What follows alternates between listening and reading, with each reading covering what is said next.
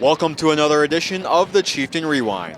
In Week 3, the Utica Chieftains suffered a disappointing 28-7 loss at the hands of Utica Ford. They look to rebound in Week 4 against last year's MAC White champs, the Grosse Pointe South Blue Devils. Like Utica, the Blue Devils came into this matchup with a 2-1 overall record. Grosse Pointe South were the victors in last year's matchup by defeating the Chieftains at home 35-10.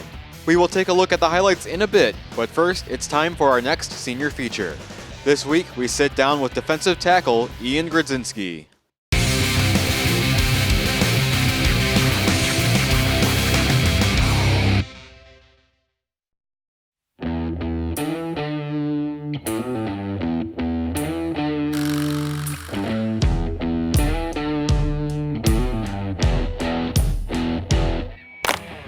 How I started football was a couple friends that used to play football back 2 years ago. They introduced me to Sterling Heights Football Club, and I was pretty interested, so I just joined in them, and it was back in 6th grade when I joined, so yeah.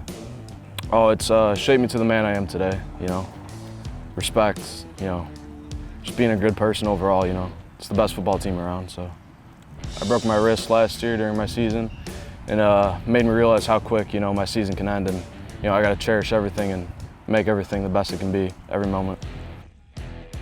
Like a guy like Gabe who just drives our weight room in our off season has that mentality that you want in a football player, that he's going to go 100% every play and play with aggressiveness and play very physically, and we expect him to be one of the anchors of our defensive line, and after a season that was kind of cut short last year by injury, we're hoping for big things from him. So he's been having a really good offseason, and he got hurt last year, but the kid is really fast off the ball, and he'll be a great D lineman for us this year. He's not as big as the other D linemen, but he for sure makes up for it in toughness. I mean, he can get through a line like it's nothing. Yeah, quads. He's got massive quads, man. The Quadzilla. In the weight room, we'd always call him Quadzilla because his quads are massive. I wish I had quads like that. He's a dog. He's aggressive. I love him. Good player. You got to play with an edge every single play. You always got to have that in your head. Everyone's thinking down on you, and you got to prove everyone wrong. You're the underdog. You got to go out there and punch them in the mouth and win. Hopefully, play college football anywhere. Whoever offers, I don't care who, but I'll play. I love the game that much. I love it. I love everyone. It's a great community. Couldn't ask for anything better.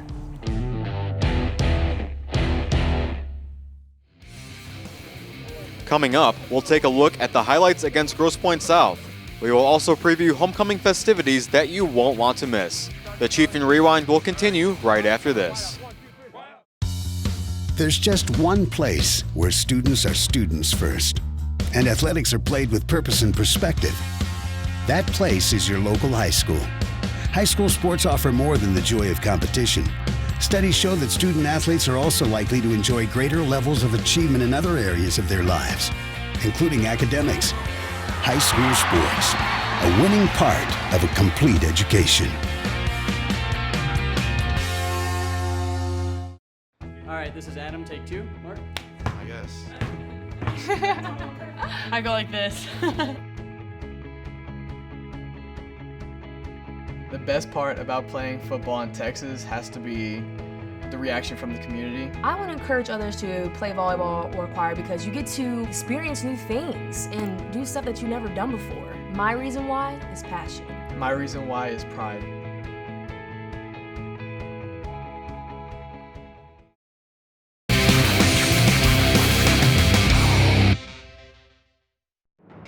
The Utica Chieftains have a fight with the devil as they battle the Blue Devils of Grosse Pointe South.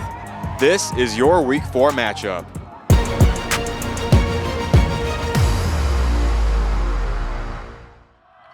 Chieftains with the ball first, and on 3rd down, Gabe Olszewski powers his way through for a 1st down. But the drive would stall out as Sammy Alfakir can't make the grab, which forced Utica to punt, but the Blue Devils get called for roughing the kicker, and it's 1st down, Utica. But another drop pass by the Chieftains causes a 3-and-out. On the first play for the Blue Devils, Alex Shaheen throws a bomb to A.J. Benson, and Grosse Pointe South takes a 7-0 lead. The Chieftains look to get something rolling as Olszewski finds a hole and gets a first down. Keene finds Jason Azar on third down, but he's short of the first down marker. Grosse Pointe South back at it, and Shaheen throws a nice sidearm pass to Kevin McCarron. The Chieftains take them to third down, and Shaheen throws an incomplete pass, but Utica gets called for roughing the passer. On the next play, Shaheen finds Grant Hart, and he takes it in for the score. The extra point was missed, making it 13-0. In the second quarter, the Chieftain offense continues to struggle as James Doerr of the Blue Devils makes the sack to create fourth down. On the Blue Devils' next drive, it's Jonathan Drake on the carry, but Olszewski pops it out of his hands, and the Chieftains fall on it to take back possession.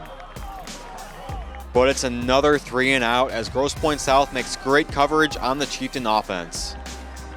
On the ensuing drive, Alex Shaheen does what he does best as he escapes oncoming defenders and finds an open receiver. And he would one-up that play in the red zone. He gets the ball off just before he's down, and somehow he finds Kevin McCarron in the end zone.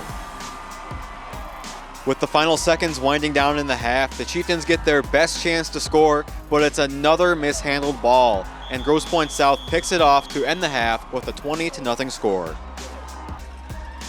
In the third quarter, it was all Blue Devils from here, as Shaheen throws a 34-yard bomb to Will Johnson. And he would find Johnson again in the end zone to make it 27-0. On the ensuing drive, Nick Fannin of the Blue Devils gets right in the way of Keene's pass and picks it off with great field position. And they take advantage as Shaheen finds Kevin McCarron for his second score of the night, and the Blue Devils wouldn't look back. After a field goal, Grosse Pointe South seals their third straight shutout as they win by a score of 37-0. I mean, we came out and we missed a couple opportunities early in the game and kind of stalled some drives, and they made some big plays. They made a big play right off the bat, and that kind of got things rolling in their direction. I think we played hard all game. It's just we left some plays out there that definitely would have helped us early. After week 4, the Blue Devils stay undefeated in division play with a 3-0 division record. Behind them are Warren Mott and Ford, who both got wins this past week. Utica and L'Anse Creuse North sit 1-2, while Grosse Pointe North loses another division game and sit 0-3. The Chieftains return home in week 5 for homecoming to face the 2-2 Lakeview Huskies. Lakeview is coming off a 41-6 victory over Fraser. The Huskies have only allowed 46 points after 4 weeks of play, yet they have only scored 74. They won in last year's matchup against Utica 25-11. The Chieftains will be looking to end their 2-game losing streak in this game. On a brighter note, homecoming week is finally here, and there are some happenings that you won't want to miss. Before the game on Friday night, the homecoming parade will kick off at 4 o'clock in downtown Utica and will end at the high school. Come out and see the floats, marching band, cheerleaders, and so much more. And then it's time for tailgating. The cheer team will be hosting its own tailgate fundraiser in the Wiley Elementary parking lot. There will be pizza, chicken, salad, dessert, and water for sale. And all proceeds benefit the freshman, JV, and varsity cheer teams. Then after the game concludes, stick around for the crowning of the 2019 Homecoming King and Queen. That's all for this episode of the Chieftain Rewind. Be sure to come out and support your school this week. We'll see you at homecoming.